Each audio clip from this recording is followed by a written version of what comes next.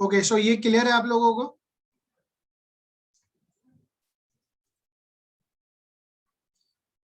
Okay, now let's proceed further.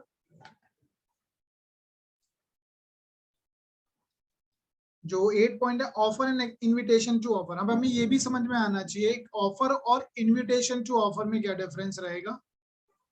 Invitation to offer,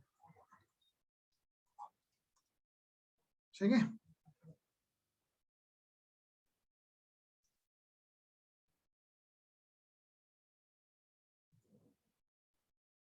okay, so generally offer में तो हम एक अपनी विलिंगनेस जाहिर कर रहे हैं कि सामने वाले की हम एसेंस ले सकें, परमिशन ले लगे किसी चीज को करने के लिए या ना करने के लिए। मैंने आपको बताया था ना करने के लिए भी बहुत कुछ देना पड़ता है कई बार। सो इनविटेशन टू ऑफर होता है जहां पे कुछ स्टेटमेंट दी हुई है या कुछ इंफॉर्मेशन है विद अ व्यू, कुछ स्टेटमेंट है या कोई इंफॉर्मेशन हो सकती है, वो किस व्यू से आधारित है, बेस्ड ऑन अ व्यू कि सामने वाला अपना ऑफर दे, कि other party will express his willingness other to make offer, कि सामने वाला ऑफर दे, ठीक है। इट्स लाइक इनविटेशन दे रहे हैं हम कि आप आइए और आप बताइए कि आप इस चीज को लेने में, इस काम को करने में विलिंगनेस है या नहीं है। तो सबके बेस्ट बेस्ट इसमें एग्जांपल है, जैसे कि बुक्स जो हैं शेल्फ में रखी है, या even in a self service restaurant जो होता है उसके बारे में बात करेंगे।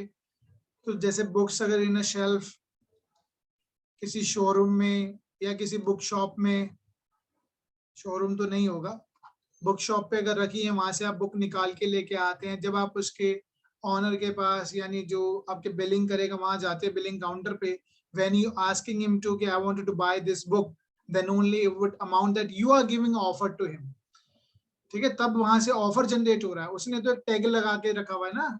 कई बार आप देखते हैं विंडो शॉपिंग जैसे आप करते हैं तो कुछ टैग्स भी लगे होते हैं कुछ प्रोडक्ट्स पे, तो आप वहां से कहते हैं मुझे ये चाहिए। तो it's just merely invitation to offer, you just come forward, place your offer कि मैं इसको बाय करना चाहता हूँ। जब आप ये कहेंगे उससे, then only other party, the person जिसने वो डिस्प्ले किया है, वो अपनी कंफर्मेशन देगा कि येस और no I wanted to sell it और नॉट। तो वो होता है इन्विटेशन टू ऑफर। जैसे बुक्स का हमने एग्जांपल लिया, even in a self services restaurant या फिर जो भी रिटेलर शॉप्स जो होती है जहाँ पे सेल्फ सर्विसेज वाली प्रोविजंस हैं, तो वहां पे आप जैसे गुड्स निकाल के लाते हैं काउंटर पे जाते हैं, then only it would be treated as a offer you are giving it. और इसका और एग्जांपल क्या हो सकता है, बिडिंग। जब आप बिडिंग के लिए जाते हैं, ऑक्शन के लिए जाते हैं, तो ऑक्शन में जब आप जा रहे हैं, आपने ऑक्शन में कुछ बोली लगा भी दी है, it is not offer. Offer तब होगा, it would be merely invitation to offer, जैसे ही हैमर फॉल होता है, हैमर फॉल होने के बाद तब वो आपकी बात को आगे लेके जाते हैं, वहां से कंफर्मेशन आता है, तभी वो कंसीडर होगा कि हाँ ये एक्सेप्टेंस हो गई है। Because whenever you raising your hand and you giving a bid amount, then that means you are giving offer to them कि हाँ मैं इस चीज को इतने में खरीदने के लिए रेडी हूँ। The moment the hammer will fall, वो कहीं ना कहीं वो एक तरफ आगे प्रोसीड करेगा टूवर्ड्स दी कि अब इसकी एक्सेप्टेंस जिसने ऑप्शन रखी है वहां से एक्सेप्टेंस आएगी आपकी बिड पे, ठीक है। तो वो भी एक इन्विटेशन टू ऑफर ही है। अब इस पे कुछ केस लॉज हैं, वो हम कर लेंगे, और बड़े अच्छे अच्छे केस लॉज हैं। इससे मुझे लगता है कि यहाँ से मेंस का क्वेश्चन बनाना चाहिए आपको, क्योंकि कुछ टेक्निकल चीजें हैं। पहले आप मुझे एक बार बताइए, केस हम कर लेते हैं। ये आपने केस सुना है हैरिस वर्सेस निकर्सन?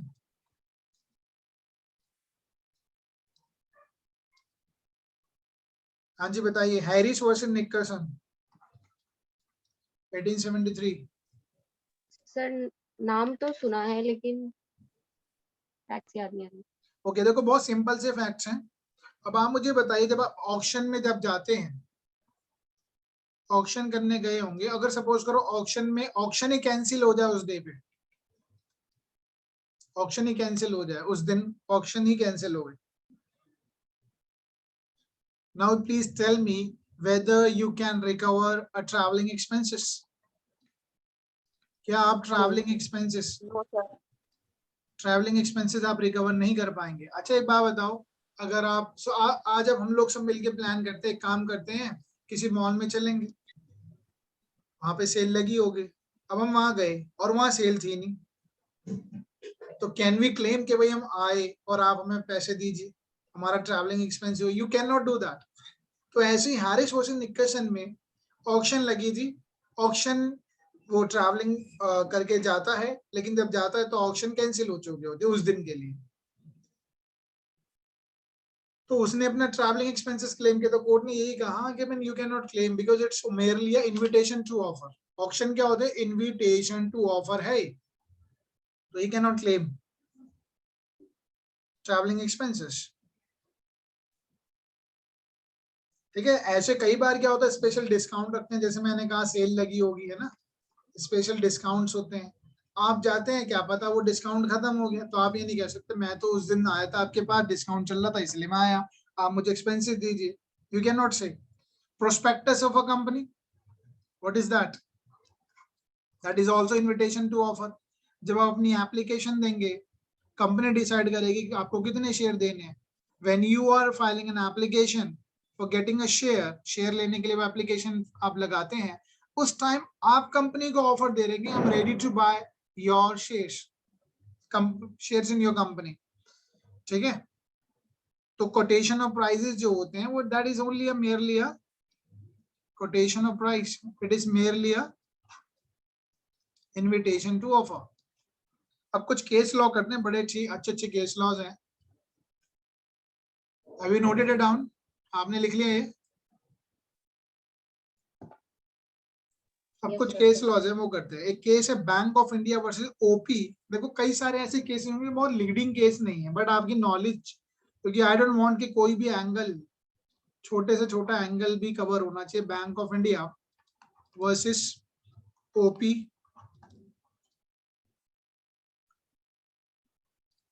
और ऐसे केसेस शायद आपने सुने ही नहीं सुना, आई एम नॉट श्योर, बट आपको इसके बारे में नॉलेज तो होनी चाहिए।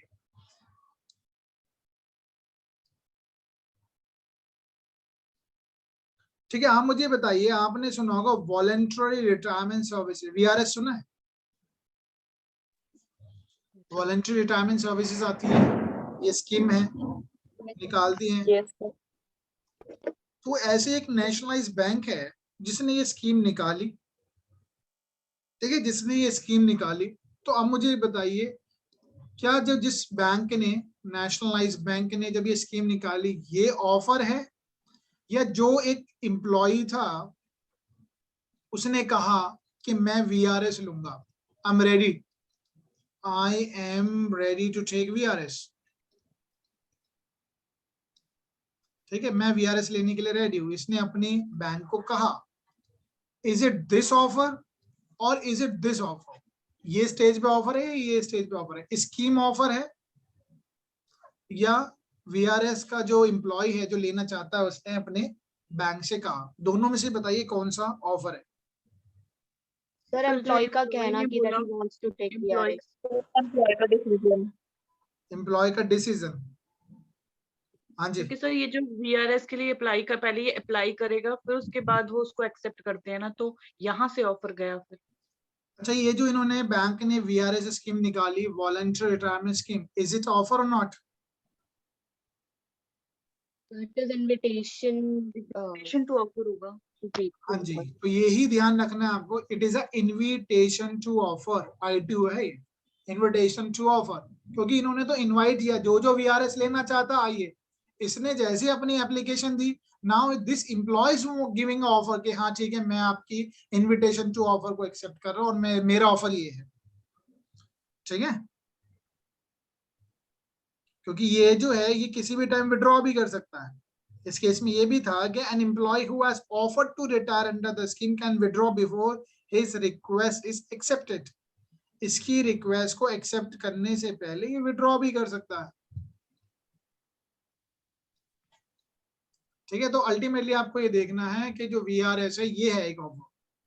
लेट्स प्रोसीड फर्दर, एक और केस कर लेते हैं। अब इतने बढ़िया बढ़िया केसेस हैं, वो आपको अच्छे लगेंगे, मतलब अच्छे ही केसेस हैं। अब एक करते हैं Ghaziabad development authority. Ghaziabad development authority versus union of India, 2000 का केस है, इन द ईयर ऑफ 2000। अब आपने देखा होगा जीडीए ने अगर कोई स्कीम निकाली है, गाजियाबाद डेवलपमेंट अथॉरिटी, इन्होंने स्कीम निकाली for allotment of the plots की स्कीम निकाली है, ऐसे निकालती हैं बहुत सारी ये डेवलपमेंट अथॉरिटीज स्कीम निकालते हैं स्टेट वाइज। इन्होंने अपना ब्रोशर या पैम्पलेट निकाला, ठीक है। उस पैम्पलेट के बाद इंफॉर्मेशन दी जाती है कि जो जो है इसको आपने देखा होगा ऐसे डीडीए भी निकालती है, उसके बाद अपने डीडीए के आप एप्लीकेशन फॉर्म भरते हैं, देखा आपने? Yes sir. तो एप्लीकेशन जब आप फॉर्म भरते हैं तो आपका एप्लीकेशन ऑफर है या उनके पैम्पलेट ऑफर? तो हमारी एप्लीकेशन, आपका जो एप्लीकेशन वो आपका ऑफर है। ये जो पैम्पलेट निकाला it's mainly invitation to offer. आप आइए, फॉर्म भरिए, अब जिसका लकी ड्रॉ होगा वो निकल जाएगा, उसका ऑफर एक्सेप्ट कर लेगी कंपनी, then only it would amount to, है ना, तभी वो आगे जाके एक्सेप्टेंस में बदलेगा। क्योंकि कई सारे लोग भरते हैं, इस बेनिफिट का फायदा लेना चाहते हैं, लेकिन जिनको डिपेंडिंग अपॉन द रूल्स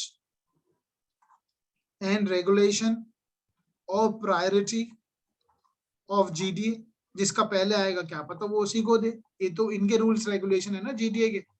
तो आप जब एप्लीकेशन भरें then you are giving offer that you are ready to accept this scheme issued by the GDA or any other development authority. Clear है? अब और लीडिंग केस करते हैं। ये तो देखो केस इतने फेमस नहीं थे दोनों, अब हम जो केस करेंगे वो फेमस केस है और वो आप मत भूलना। इसी से रिलेटेड है इनविटेशन टू ऑफर और ऑफर से संबंधित है। आई एम श्योर ये केस का नाम भी आपने सुना होगा, मैकफर्सन वर्सेस अपन्ना, सुना है?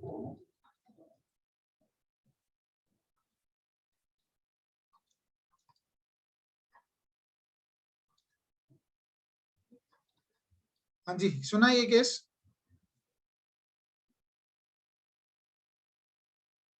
बताइए। सर अगेन नाम सुना सुना लग रहा है लेकिन फैक्ट्स ये सारी देखो जो भी मैंने इससे पहले करा है शायद उनको भूल भी जाना, कॉन्सेप्ट माइंड में रख लेना, बट ये केस इंपॉर्टेंट है, ठीक है। अगर मैं आपसे कहूं tell me the lowest price of your house, lowest price,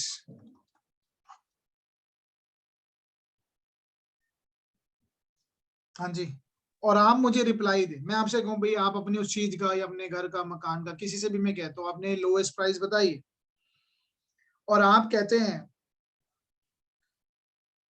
ठीक है, आप कहते हैं, सपोज कीजिए मैं उसमें कह रहा हूं whether is offer has been, इसने इस केस में एक लेटर लिखा जाता है, उस लेटर में कहा डिफेंडेंट ने asking whether his offer has been accepted और रीजनेबल। अच्छा ठीक है, ये तो बहुत सिंपल सा केस है। इसने एक लोएस्ट प्राइस कहा और साथ में लिख दिया कि 6000 पाउंड जो है, क्या ये लोएस्ट प्राइस है? तो लेटर में उसने रिप्लाई में कहा it won't be accepted less than 10,000 pound, 10,000 से कम कीमत, 10,000 पाउंड से कम कीमत नहीं है, won't accept less than 10,000 rupees. तो बहुत सिंपल सा केस है, मैकफर्सन वर्सेस पन्ना। इसमें कहा गया कि what would be the lowest price, will you sell your house at 6,000 pounds? तो उसने कहा won't accept less than 10,000 pound से कम नहीं होगी इसकी कीमत। और इसमें फिर जैसे उसने 10,000 रुपए कहा, उसने अपने लेटर में लिखा won't accept less than 10,000, won't accept, ये टर्म आप लिख लेना जरूर, वॉन्ट एक्सेप्ट लेस देन 10,000। अच्छा, अब इसने जो लेटर में ये बात लिखी और उसके चलते क्या करता है, प्लेंटिफ ने एक्सेप्ट कर लिया इस बात को कि ठीक है 10,000 रुपये हम देंगे। और अगर वो, अब आप पहले मुझे बताइए इसने ऑफर जो दिया है ये कब एक्सेप्ट हुआ है, कब, क्या ये एक्सेप्टेड हुआ है या नहीं, ये ऑफर है या नहीं है, पहले ये बताइए। हाँ जी, सर एक केस था ना बम्पर पेन का, हार्वे वर्सेस वो भी फेसी, आएंगे, वो उसके सारे भी हार्वे वर्सेस फेसी है, वो सारे कुछ केसेस फ्लो ऐसे में ही है। चलते हैं, इसी फ्लो में है वो सारे केसेस। हाँ जी बताइए। हम्म। और सपोज करे जब इसने ये अपने लेटर में लिख दिया वॉन्ट एक्सेप्ट लेस देन 10,000 और ये कहता है कि ठीक है मैं 10,000 पाउंड देने के लिए रेडी हूँ, और वो तब मना कर देता है कि नहीं मैं तो 10,000 पाउंड में नहीं बेच रहा आपको, मैंने तो सिर्फ कीमत बताई है अपने घर की कि 10,000 पाउंड से कम नहीं होगा। Now just please tell me whether it's amount to acceptance of offer और नॉट, और can a sir plaintiff bring a suit for specific performance. Sir एक केस में हेल्ड हुआ था कि मैं stating the price is not giving offer, हाँ जी, बाकी वो लोग भी तो अगर बताइए जल्दी से। वो रूल अप्लाई करे तो नहीं है, ऑफर नहीं। हम्म।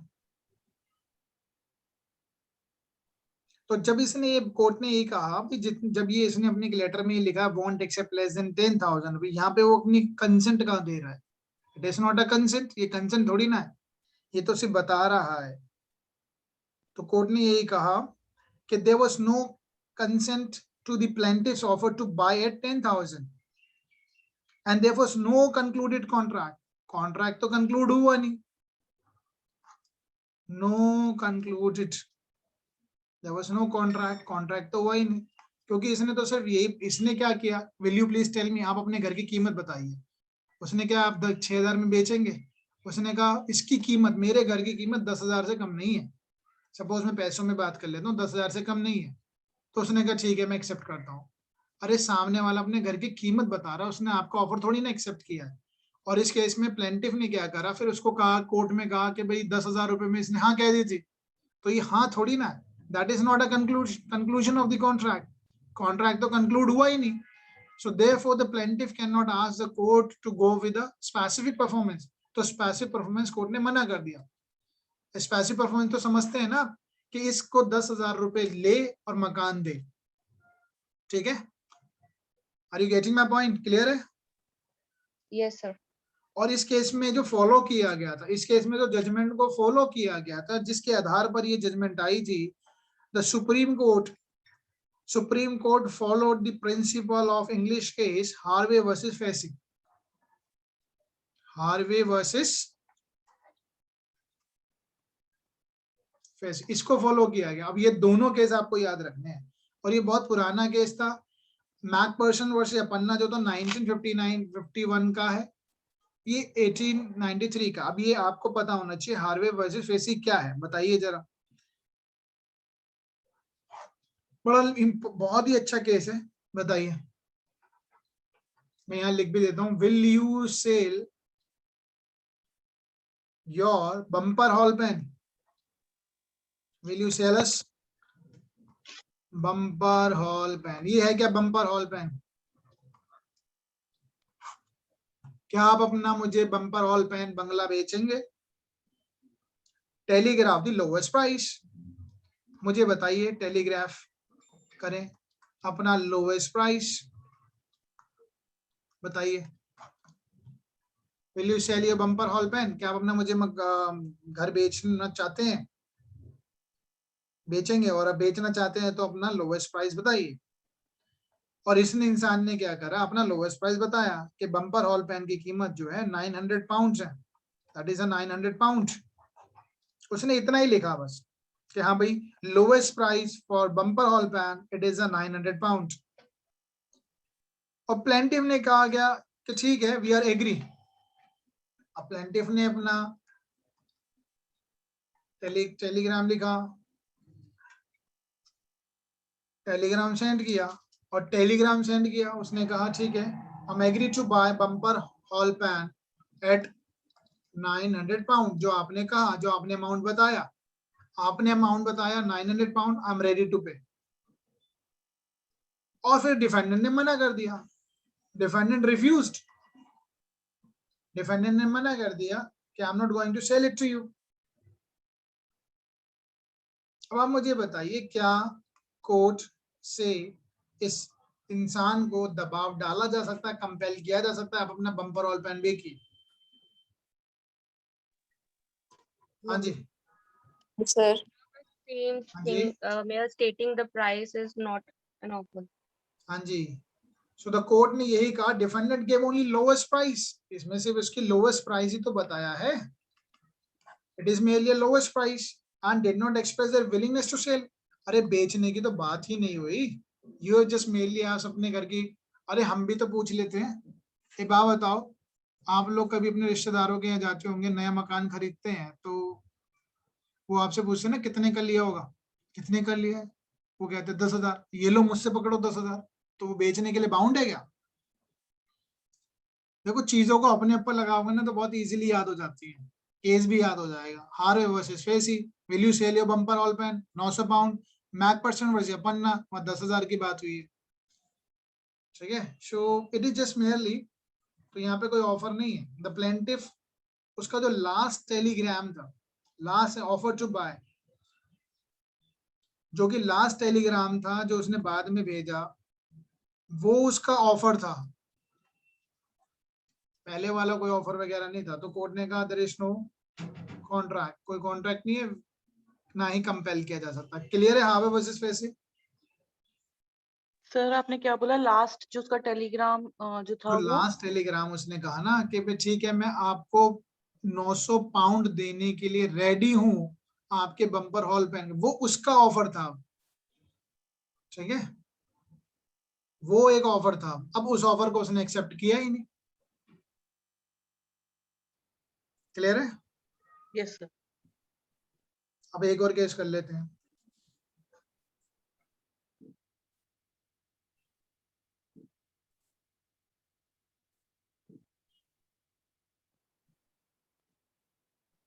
तो यहाँ पर आंधी आ गई बहुत तेज, लाइट भी चली गई।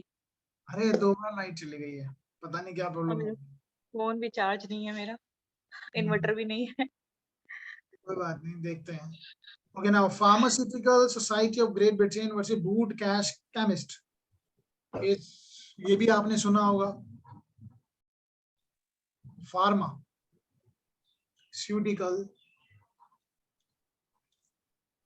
Society of Great Britain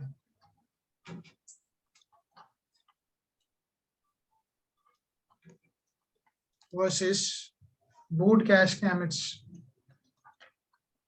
Boots Cash Chemist. Southern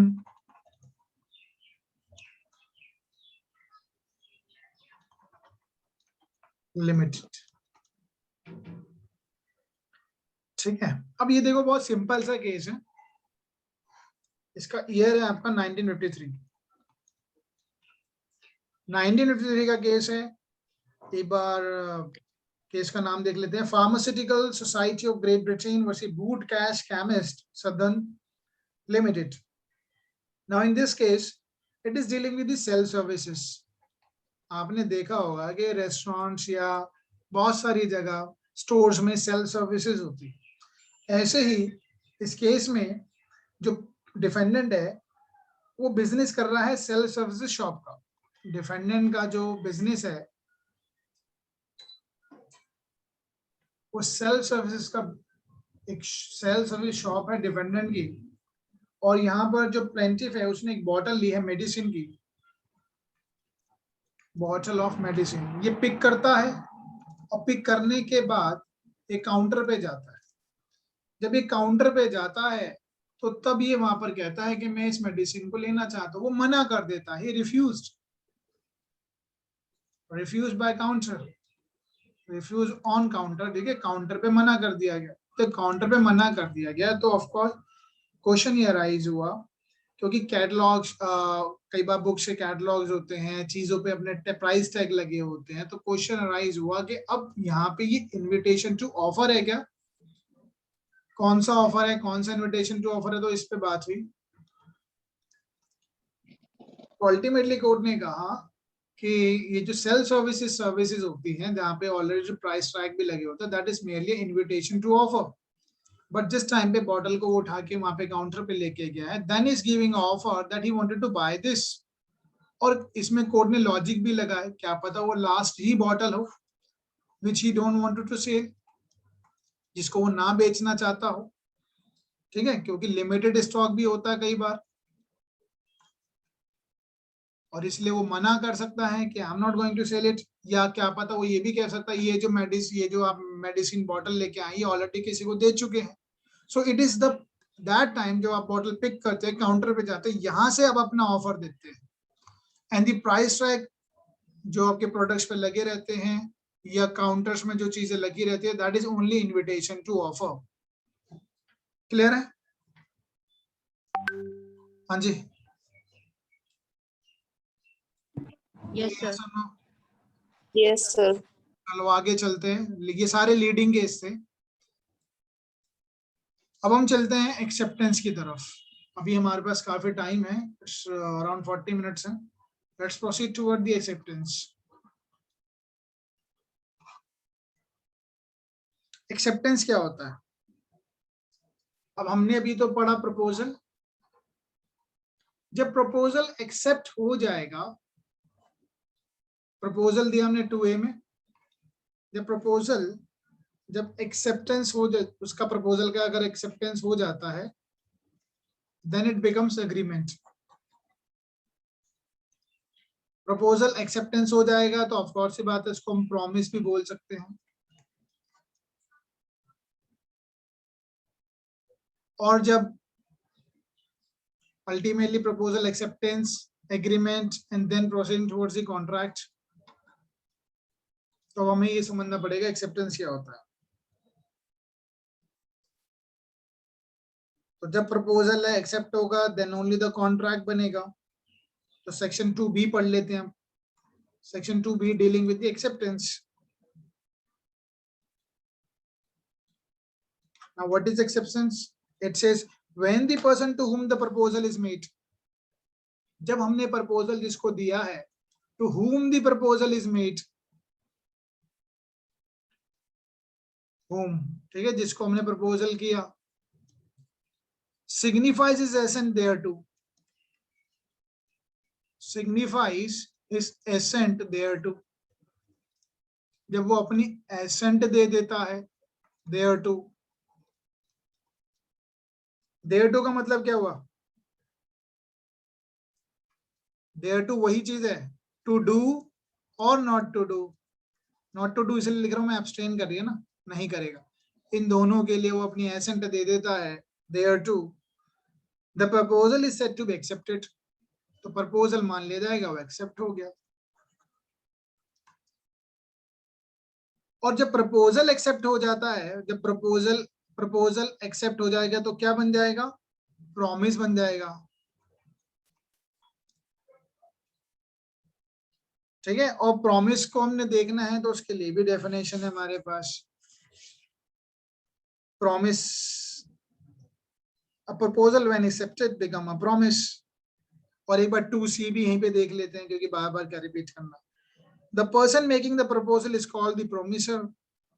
जो प्रॉमिस प्रपोजल दे रहा है वो प्रोमिसर कहलाता है, जिसको किया गया है वो प्रॉमिस ही कहलाता है। देखो ये वाले जो सेक्शंस है ना, आपके एमसीक्यू में आ जाते हैं, कभी भी पूछ ले जाते हैं कहाँ दे रखे हैं। अब हम पढ़ेंगे एक्सेप्टेंस के वैलिड रिक्वायरमेंट्स क्या होंगे, कब हम मानेंगे कि हाँ एक्सेप्टेंस हुआ है। ये क्लियर है? छोटी सी बेसिक सी बातें हैं।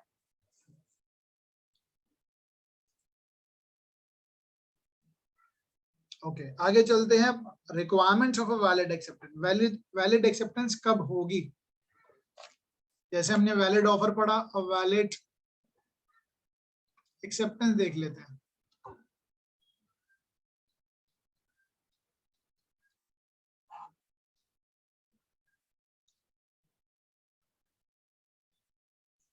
ठीक है, वैलिड एक्सेप्टेंस देख लेते हैं। वैलिड एक्सेप्टेंस कब होगी?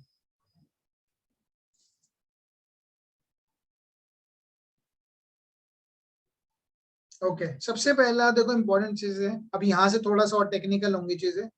एक्सेप्टेंस जो है must be communicated by offeror to offeree. Acceptance का कम्युनिकेशन बहुत जरूरी है। It must be communicated. Communicated कहां से कहां होनी चाहिए? ऑफरर से ऑफरी, या प्रपोजर जिसने प्रपोजल दिया है, प्रॉमिसर, आगे जो हम पढ़ेंगे प्रॉमिस तक तो पहुंचना चाहिए ना, इसको प्रॉमिस ही मत लेना क्योंकि आगे की स्टेप है ये, तो आगे का। सेकंड क्या है, और जो एक्सेप्टेंस है इट मस्ट बी एब्सोल्यूट होना चाहिए, it must B absolute and unqualified. इसको हम कहाँ पढ़ेंगे, ये वाली बात, ये हमारी बात दे रखी है सेक्शन 7 में, और ये कम्युनिकेशन की बात रही सेक्शन 3, 4, 3 और 4, 5 तो रिवोकेशन पे। चलो ठीक है, तो ये देख लेंगे हम, बड़े इंपॉर्टेंट सेक्शंस है। अब एक एक करके इसको थॉरली करते हैं। कम्युनिकेशन ऑफ एक्सेप्टेंस, अब फर्स्ट जो हम पढ़ेंगे, पहले एक्सेप्टेंस का कम्युनिकेशन होना चाहिए।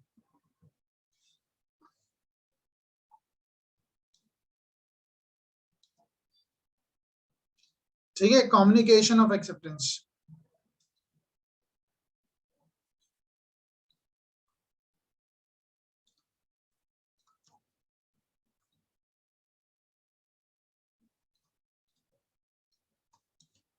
सबसे पहले एक्सेप्टेंस को कम्युनिकेट किया जाए जिसको, और एक्सेप्टेंस कैसे हो सकती है, एक्सेप्टेंस किस तरीके से हो सकती है। अब ये फर्स्ट पॉइंट है, इसके कई सारे पॉइंट्स हैं और इसी में केस लॉज भी हैं, बहुत सारे केसेस हैं, और ये आप समझ लोगे तो बहुत चीजें क्लियर हो जाती है। एक्सेप्टेंस जो हो वो भी या तो एक्सप्रेस्ड हो सकती है, इट कुड बी इम्प्लाइड, ये इसका ए पॉइंट बना लेते हैं, इससे कई सारे पॉइंट है। एक्सेप्टेंस एक्सप्रेस भी हो सकती है, इम्प्लाइड भी। तो ऑफरी ने अपनी एसेंट दी है या कम्युनिकेट की है acceptance, it could be in the form of return हो सकती है, या तो वो रिटर्न हो सकती है, ओरल हो सकती है, और इम्प्लाइड भी है। जैसे एग्जांपल हम समझते हैं, जैसे हम जब ये फॉल ऑफ हैमर होता है, ऑक्शन की बात करें, फॉल ऑफ हैमर, वहां से कहीं ना कहीं इंडिकेशन आता है कि हाँ ठीक है, और अब आगे जाके मेरी उसको ऑफर को एक्सेप्ट कर लेगा। मैंने बिडिंग करी, बिडिंग में मैं ऑफर दे रहा हूँ, हैमर गिरता है कि ठीक है हम आपकी ऑफर को एक्सेप्ट कर लें, अल्टीमेटली वो कंफर्म हो गया, आपको कंफर्म कर दिया था कि आपकी जो बिड है वो एक्सेप्ट कर ली गई है, तो इट मस्ट बी देयर। और क्या हो सकता है कम्युनिकेशन ऑफ एक्सेप्टेंस,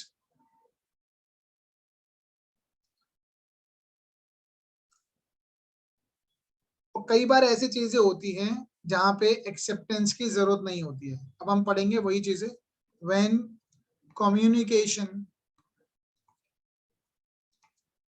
देखो पहले वाले पॉइंट में क्या था, अगर मैंने आपको एक ऑफर दिया, आपने एक्सेप्ट कर लिया, तो आपको मुझे बताना तो पड़ेगा, ठीक है मैं एग्री कर रहा हूँ, I agree on your proposal or offer, तो you have to tell me, you can tell me इधर in the form of expression or in a implied form, चाहे लिख कर या बोलकर आप अपनी कंसेंट मुझे देंगे, ठीक है।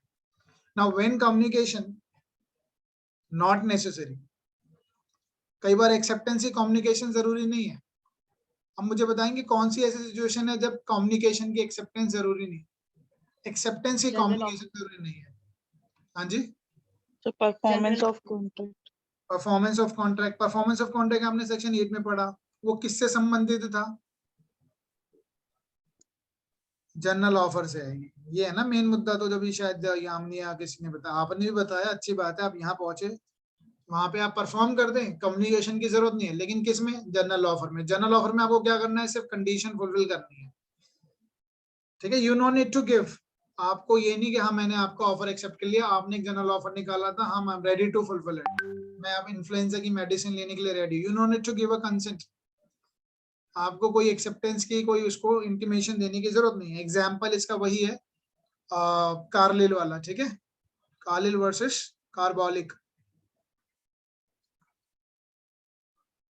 यू नीड टू परफॉर्म, वो अपने आप में काफी है। थर्ड पॉइंट है कम्युनिकेशन टू ऑफर हिमसेल्फ। अब यहां से थोड़े टेक्निकल पॉइंट्स हैं, हम समझेंगे।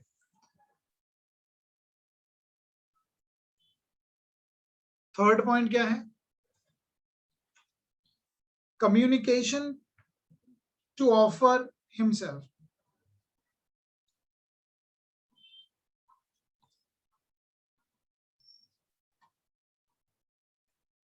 आप कहोगे सर ये क्या है, तो टाइटल ही समझ में नहीं आ रहा। देखो केस करेंगे तो समझ में आएगा।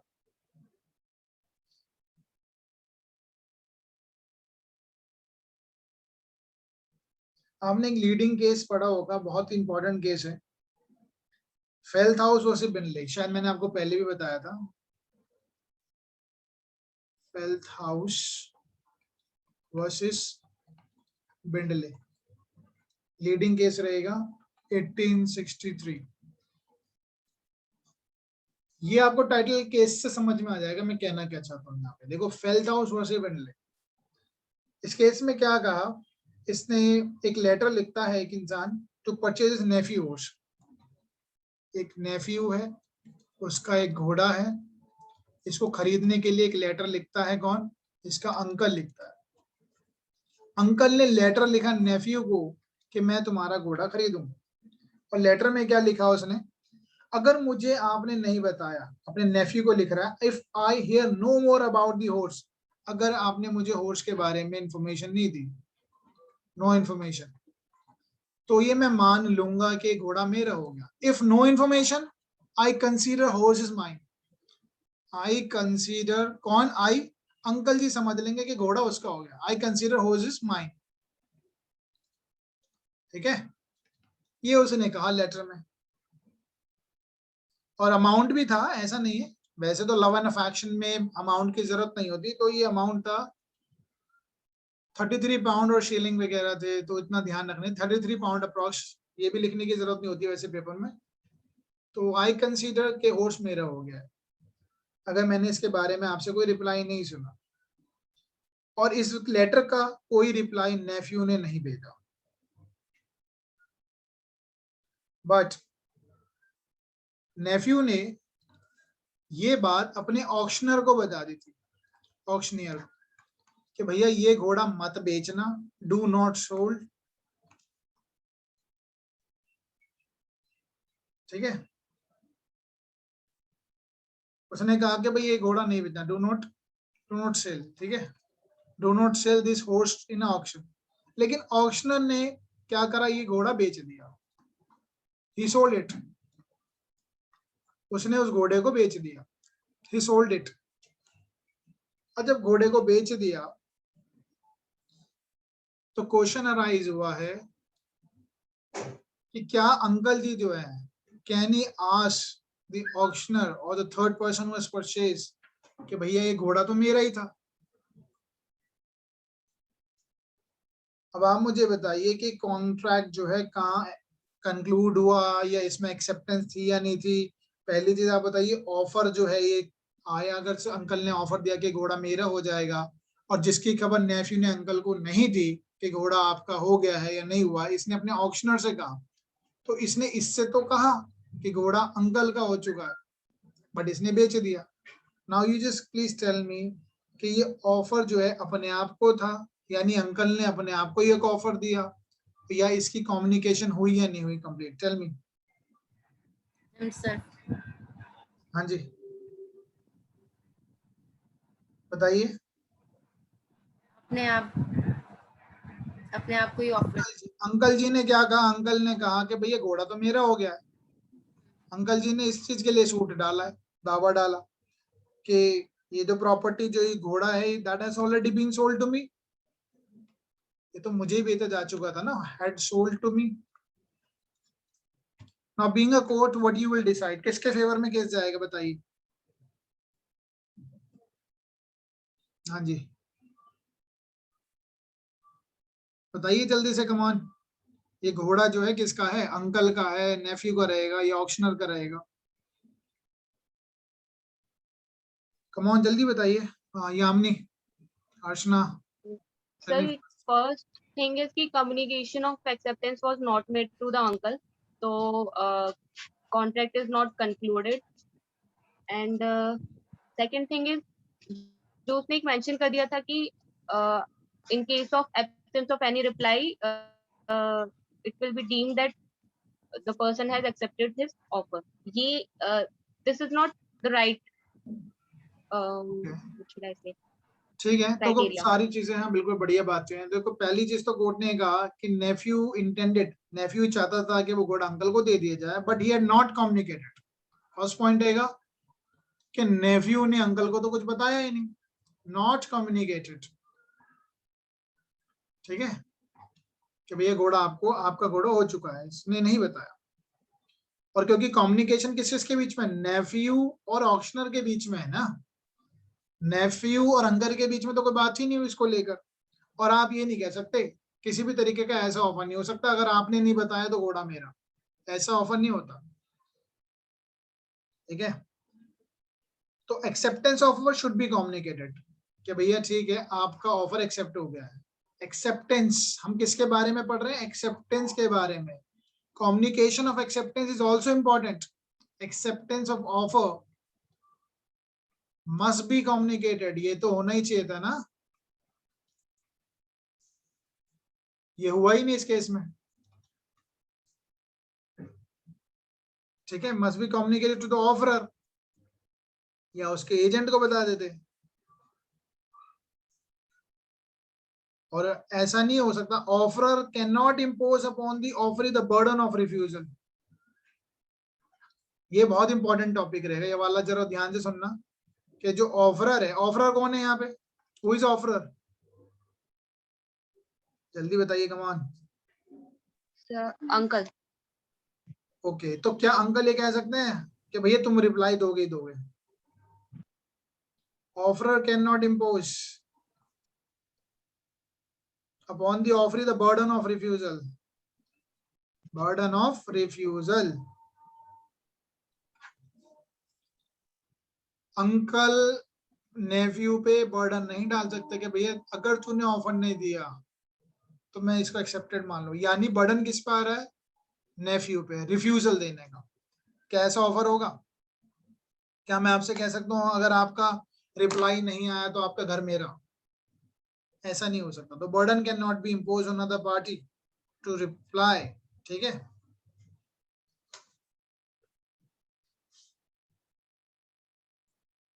So ये लास्ट पॉइंट एक बार दोबारा बताएंगे, can not impose the burden of refusal में ये लाइन कुछ।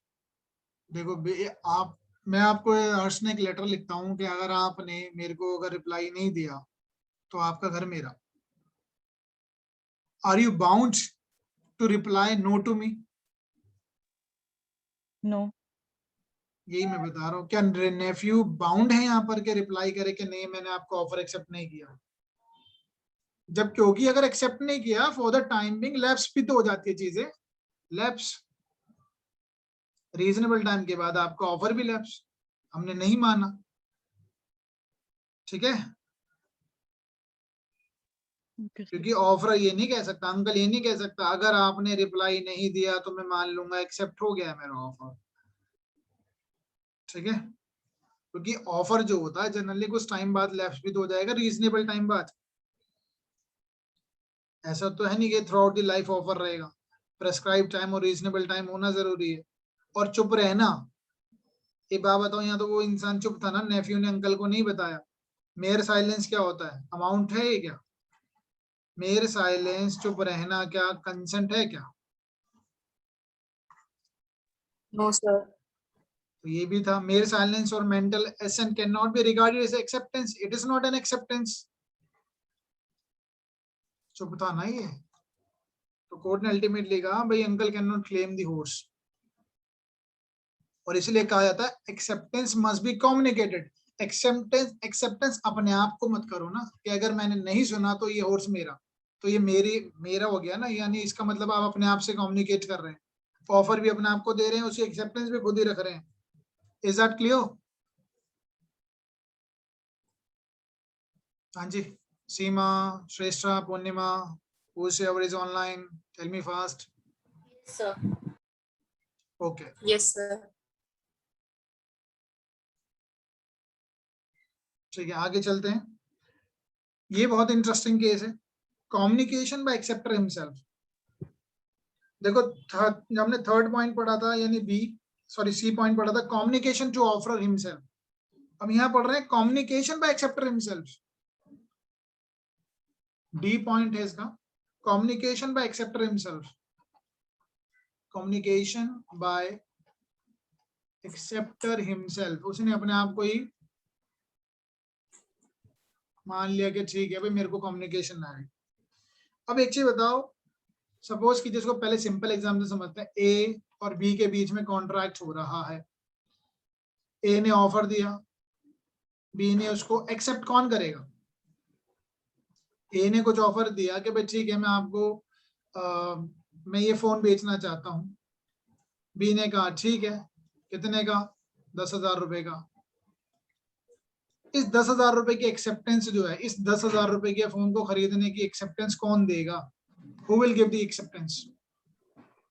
The acceptor. हाँ जी, Acceptor himself. एक्सेप्टर देगा ना, एक्सेप्टर यानी बी देगा या सी देगा? या सी देगा? Sir if authorized by the acceptor होगा तो ही सीधे पाएगा। सर अगर वो ऑथराइज, हाँ सी, या तो ये ऑथराइज हो, या तो ये इसका एजेंट हो, या ऑथराइज पर्सन हो, या ये हिमसेल्फ दे। तीन ही तो सिचुएशन निकल के आ रही है, या तो बी दे, या सी अगर देना चाहता तो वो या तो एजेंट होना चाहिए, ऑथराइज पर्सन होना चाहिए। तो कम्युनिकेशन बाय एक्सेप्टर हिमसेल्फ में एक बहुत लीडिंग केस है, ठीक है, जो ऑथराइज है। तो अब ये केस है पॉवेल वर्सेस ली, बहुत अच्छा केस रहेगा, ये ध्यान रखना।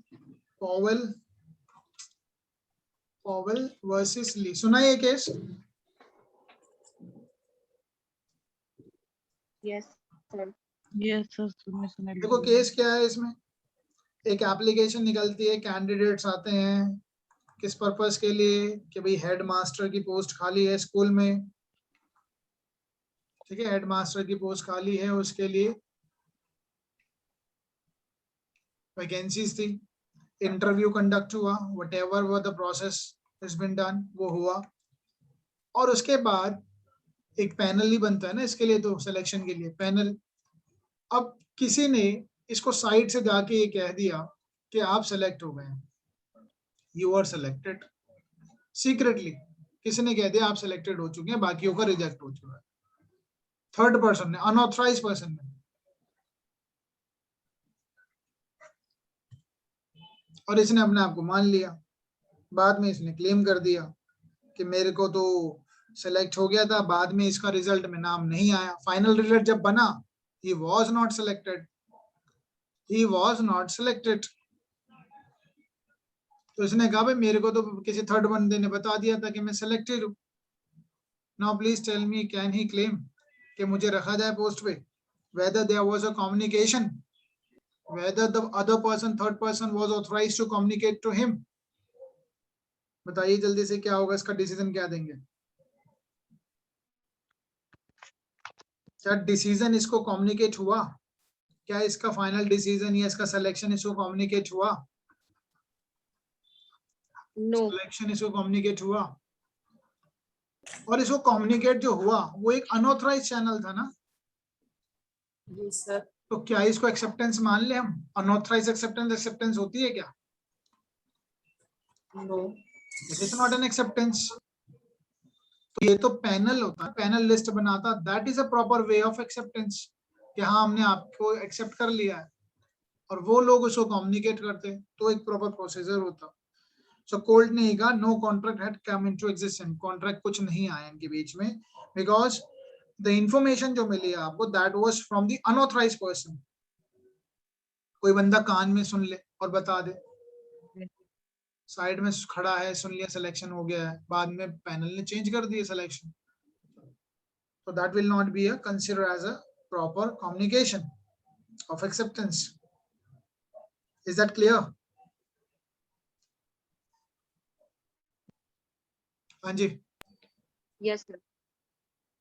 बहुत सारे केसेस हैं, करते रहना, चलते रहेंगे। अब मोड ऑफ कम्युनिकेशन क्या होना चाहिए, क्या तरीका है कम्युनिकेशन करने का? आप सब लिख रहे हैं या नहीं लिख रहे हैं? मोड ऑफ कम्युनिकेशन, अब मोड मतलब क्या तरीका होना चाहिए कम्युनिकेशन? या तो आपके ऑफर में पता हो किस तरीके से कम्युनिकेशन किया जाना है, मैनर उसी में प्रेस्क्राइब्ड हो, इंडिकेटेड बाय द ऑफरर, ठीक है, इंडिकेटेड हो बाय ऑफरर, जो ऑफर दे रहा है वो बताए कि भाई आपको एक्सेप्टेंस इस फॉर्म में करनी है, वो कहेगा भाई या तो लेटर में दो या फोन पे दो या टेलीग्राम में एक्सेप्टेंस दो। लेकिन अगर उसने कुछ नहीं बताया है तो कैसे होगी एक्सेप्टेंस? हाँ जी, So by usual or reasonable manner. Manner में हो by सकती है। fulfillment हाँ जी, रीजनेबल मैनर में हो सकती है ना। या अगर हमने उसने कुछ नहीं कहा और हमने एक्सेप्टेंस दे रहे हैं तो वो एक्सेप्टेंस कभी होगी ही नहीं। अगर आप मुझे बता रहे हैं कि मुझे लेटर के ही फॉर्म में चाहिए एक्सेप्टेंस, तो लेटर के फॉर्म में ही चलेगी इफ इट इज प्रिस्क्राइब्ड। मैं फोन कर रहा हूँ, एक्सेप्टेंस नहीं होगी। ध्यान से सुन लीजिए, अगर मैंने कहा भाई मेरे को सिर्फ पोस्ट में ही चाहिए, मुझे पोस्ट में ही चाहिए, तो पोस्ट में ही चाहिए, और आप मुझे फोन कर रहे हैं या मैसेज भेज रहे हैं, वो एक्सेप्टेंस नहीं होगी। पोस्ट का मतलब पोस्ट अगर मैंने इंडिकेट किया है, if it is not indicated in a reasonable manner ठीक है, लेटर भेजा, लेटर भेज दो, फोन पे कहा तो फोन पे बात हो जाती है। अब इसमें बहुत टेक्निकल चीजें हैं जो हम पढ़ेंगे, पोस्ट पे क्या होती है, एक्सेप्टेंस कब कम्युनिकेटेड मानी जाएगी, और डायरेक्ट तरीके में जैसे फोन वगैरह पे तो डायरेक्ट है ना, आप और मैं वीडियो कॉन्फ्रेंसिंग पे है, तो आप और मैं अगर कॉन्ट्रैक्ट करेंगे तो क्या वो कब कंक्लूड होता है, ये सारी चीजें बहुत इंपॉर्टेंट हो जाती है और इस पे मेंस का क्वेश्चन भी बनता है। और ये भी एक ड्यूटी है, जिसको मैंने ऑफर दिया है वो रीजनेबल टाइम में या तो रिजेक्ट कर दे, रीजनेबल टाइम में वो रिजेक्ट कर सकता है मेरे ऑफर को, बट बर्डन नहीं डाल सकता मैं किसी पे कि अगर तुमने मुझे ऑफ टाइमली नहीं बताया तो मैं मान लूंगा मेरा offer accepted. I can not do that, मैं ये नहीं कर सकता, ठीक है।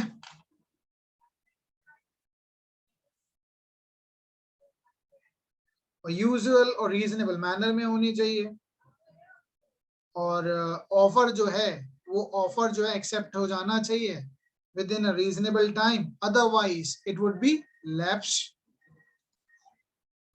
एक बात बताओ, मैं आज आपको ऑफर देता हूं, क्या आप मेरा घर शास्त्री नगर में 50 लाख का खरीदेंगे? आज का डेट है 2021 चल रहा है, ये मैंने आज आपको ऑफर दिया, क्या आप मेरा घर मेट्रो के पास है, सारी फैसिलिटी से 50 लाख में खरीदेंगे?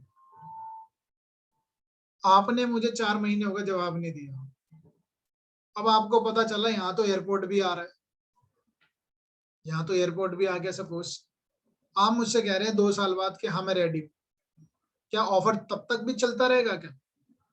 अरे रीजनेबल टाइम बाद खत्म हो जाता है, लैप्स हो जाता है, पता चला एयरपोर्ट आने से वहां 2 करोड़ के हो गया वो, ठीक है। तो एक within a reasonable time ही होता है ऑफर, ऐसा नहीं है लंबे समय तक रहेगा लैप्स। अब वो बात अलग है, आपने प्रेस्क्राइब किया कि मैं आपको 2 साल का टाइम दे रहा हूँ, देन इट मे, ऑफर जो है लंबे समय तक के लिए भी हो सकता है। तो ऑफर को लैप्स होने से पहले आपको अपनी एसेंट कंसेंट देनी पड़ेगी या उसके रिवॉक होने से पहले, you have to give your assent or you can call it consent, ठीक है। लिख कर दे दो, एजेंट के थ्रू दे दो, कैसे भी दे दो। अब एक चीज और है, बहुत छोटा सा केस है, सुरेंद्र नाथ का केस है, सुरेंद्र नाथ वर्सेस केदारनाथ 1936। अब एक कहता है कि एक्सेप्टेंस जो है, उसने अपने आप कहा कि भाई मेरे को एक्सेप्टेंस जो है राइटिंग में ही चाहिए, ठीक है। उसने कहा भाई मैं आपको ऑफर दे रहा हूँ लेकिन एक्सेप्टेंस में लिखित में ही लूंगा। लेकिन उसने क्या किया, जिसने एक्सेप्टेंस देनी थी, इंस्टेड ऑफ राइटिंग में ना लिख रहे हैं, उसने अपने एजेंट को भेज दिया उसके पास कि ठीक है जाओ उनको बोल दो कि हमारा आपका ऑफर एक्सेप्टेड है। तो आप मुझे बताइए, एक्सेप्टेंस राइटिंग में कह रहा है और ये एजेंट को भेज रहा है उसके घर पे, क्या ये वैलिड होगी? इसमें सिर्फ हमें एक चीज देखनी, क्या ये जो रीजनेबल है या नहीं, ये चीज देखनी होती है। कहा तो उसने राइटिंग में था बट उसने एजेंट भेज दिया, whether it is a reasonable or not, tell me fast, as per section 7। Sir, it depends upon the offerer अगर वो एक्सेप्ट कर सकता है इस मोड को भी, even though it is not prescribed by him.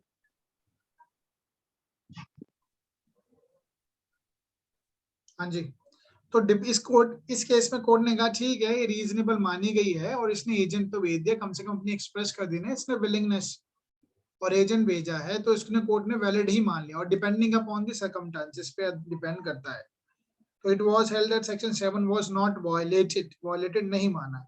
But अगर मेन एम्फेसाइज अगर किसी चीज पे ना, मेन एम्फेसाइज के मैं तो सिर्फ राइटिंग में ही एक्सेप्ट करूंगा, मुझे और कोई कम्युनिकेशन नहीं चाहिए, then it may not be a valid. ठीक है, ओके। अब यहां से हमारा एक बहुत इंपॉर्टेंट एरिया स्टार्ट होता है कि when contract concluded, contract conclude कब होता है,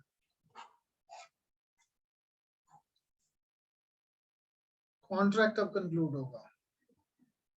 अब कॉन्ट्रैक्ट इसका मतलब क्या है, कॉन्ट्रैक्ट कब कंक्लूड होगा। देखो, ए ने बी को ऑफर दिया, बी ने ऑफर क्या किया, एक्सेप्ट किया,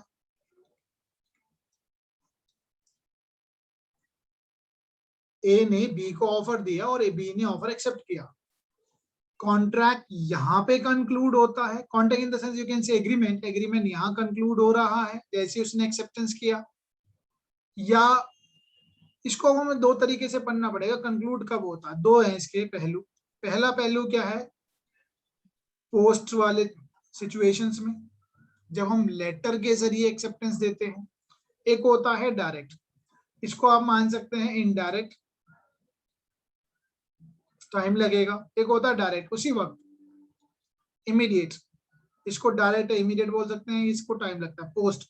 अरे लेटर जाता 3-4 दिन तो लगते ही है ना, लेटर में लगते नहीं लगते हैं। सर आप ये क्या बोल रहे हैं, कंक्लूड ऑफ एक्सेप्टेंस बता रहे हैं। हाँ जी, या- कंक्लूड ऑफ एक्सेप्टेंस, भैया एक्सेप्टेंस कब मानी जाएगी। अब ये कब, जब आपने लेटर पोस्ट किया, दो सिचुएशन हो सकते हैं ना, एक तो लेटर के जरिए आप कॉन्ट्रैक्ट कर रहे हैं, ए ने, मैंने आपको ऑफर दिया, लेटर भेजा मैंने आपके घर पे, आप मुझे लेटर में ही भेजेंगे ना रिप्लाई। सपोज आप लेटर में भेजना चाहते हैं, तो लेटर आपने मुझे भेजा, तब मैं इसको मानूं कि आपने एक्सेप्टेंस दे दी, या लेटर मेरे पास पहुंचेगा तब। एक तो ये तरीका हो गया, पोस्ट के जरिए आ रही है चीजें। एक होती है जैसे सपोज करो टेलीफोन या वीडियो कॉन्फ्रेंसिंग है, आज के टाइम में तो वीडियो कॉन्फ्रेंसिंग हो रहा है, कॉन्ट्रैक्ट हो रहा है वीडियो, या टेलिक्स, टेलीग्राफ हो गया। तो ये होता है डायरेक्ट कम्युनिकेशन, आप और मैं सामने बैठे हैं, आपको मेरी आवाज आ रही है अर्चना, यस सर।